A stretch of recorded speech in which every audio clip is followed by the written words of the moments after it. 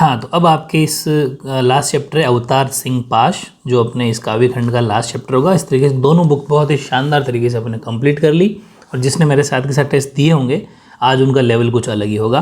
बाकी जिसे नहीं दिए वो तो फिर आंखें काटते बैठे रहेंगे, उनका तो कोई कुछ इलाज नहीं है। इसमें फर्स्ट क्वेश्चन है, सबसे खतरनाक वह आँख होती हैं जो, कौन सी? 4 ऑप्शन है, और ये उन्हीं के लिए लागू है ये वाला क्वेश्चन जो सिर्फ कोरे सपने देखते हैं और कुछ नहीं करते। तो 4 ऑप्शन है, कोरे सपने देखती है, दुनियादारी देखती हैं, सब कुछ देख कर भी निष्क्रिय रहती है, या फिर संसार से संबंध जोड़ती है।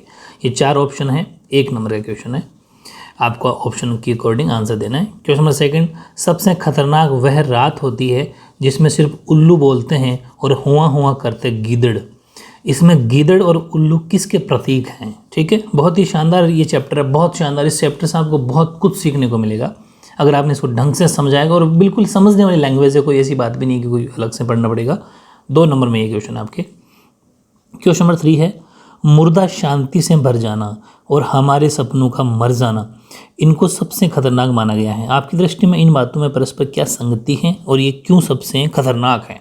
3 नंबर के अंदर इसका आंसर आपको देना है। बहुत बढ़िया क्वेश्चन। क्वेश्चन नंबर 4 है, सबसे खतरनाक वह घड़ी होती हैं आपकी कलाई पर चलती हुई भी जो आपकी निगाह में रुकी होती हैं। इन पंक्तियों में घड़ी जो शब्द का यूज़ किया गया है उसमें उस शब्द की व्यंजना से अवगत कराइए, उसका क्या मतलब है, यहाँ पर इसका यूज़ हुआ तो क्यों हुआ, या कैसे हुआ? 3 नंबर के अंदर। ठीक है, और क्वेश्चन नंबर 5वां है, सबसे खतरनाक कविता है जिसका नाम है सबसे खतरनाक, तो इसका केंद्रीय भाव या फिर मूल प्रतिपाद्य को स्पष्ट करना है। ये भी आपके 3 नंबर में। बहुत बढ़िया। हमेशा ये मूल भाव जो होता है, चाहे वो इंग्लिश में हो चाहे हिंदी में, वो बहुत ज़्यादा इंपॉर्टेंट होता है, वो किसी भी चैप्टर का। ठीक है, क्योंकि वो ऐसा मान लो कि एक तरीके से वो बीच का उसका हृदय है, हर्ट, वो अपन को समझाना होता है। ये 3 नंबर के अंदर ये भी। ठीक है, अब लेते हैं एक काव्यांश। ठीक है, जो है, सबसे खतरनाक होता है मुर्दा शांति से भर जाना, न होना तड़प का सब सहन कर जाना, घर से निकलना काम पर और काम से लौटकर घर आना सबसे खतरनाक होता है, हमारे सपनों का मर जाना सबसे खतरनाक वह घड़ी होती हैं आपकी कलाई पर चलती हुई भी जो आपकी निगाह में रुकी होती है। तो ये बहुत शानदार चैप्टर है, बहुत शानदार चैप्टर है। इसको बिल्कुल कहते हैं ना, एकदम फील करते हुए पढ़ना है और अपने लाइफ में इससे बहुत कुछ सीखना है।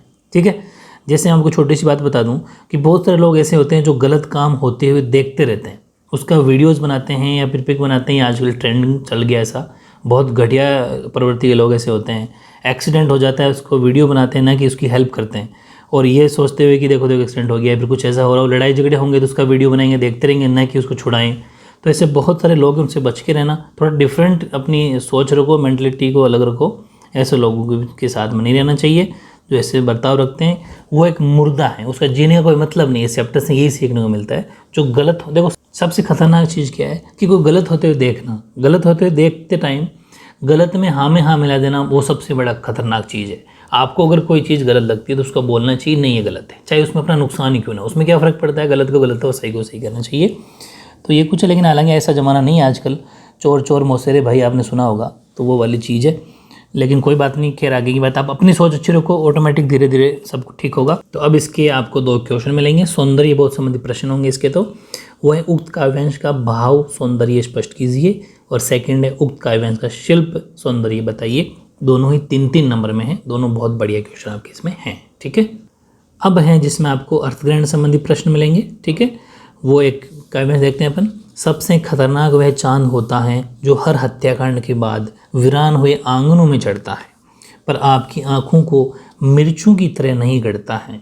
सबसे खतरनाक वह गीत होता है आपके कानों तक पहुंचने के लिए जो मरसिए पड़ता है।